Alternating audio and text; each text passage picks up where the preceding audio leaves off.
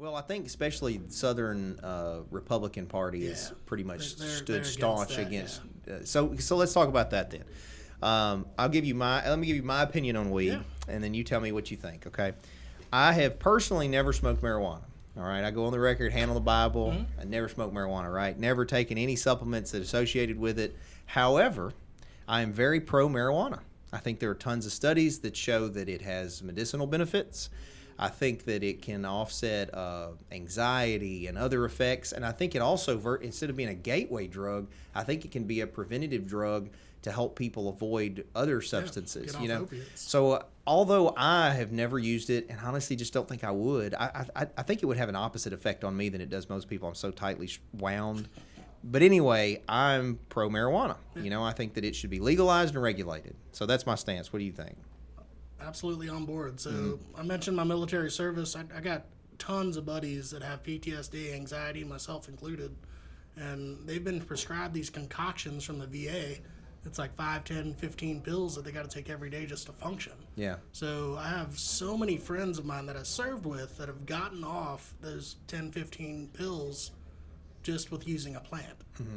And I just want to emphasize that it's just a plant. Like it's not the gateway drug that it was harped at us in DARE growing up. Yeah. I'm sure y'all went through the same thing. Yeah, no, I went through DARE. I think I'm a little older than you, but I did go through DARE. And I think you're right. Even before that, like if you look in the 20s and 30s, it was marketed as this evil devil's lettuce.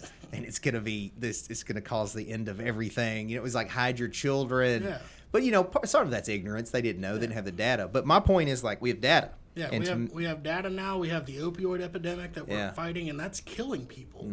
Like, marijuana doesn't kill people. Well, what about, and I just ask you, Nick, because I don't know. I'm just going through devil's advocate here. Some of the counter arguments people have brought up to me is that it's not this, hunky-dory great experience for the state when you legalize it, and they use Colorado.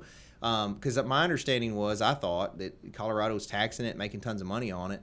But I want to say I heard pushback that that's not the case. I don't know if you know, but it would seem, I know Nevada also has, I can't remember if it's medicinal or recreational or both. Nevada's, legalized it. A lot of the states have. I think we're up to 34. What's that? 34 states. Yeah. It's legal in some. Well, I think that everybody, even the Republican Party, would probably admit that eventually it's going to be legalized here. I just don't know why they're so staunch against it as a holdout. They were still trying to push through a constitutional amendment to ban it in the Tennessee state constitution last year.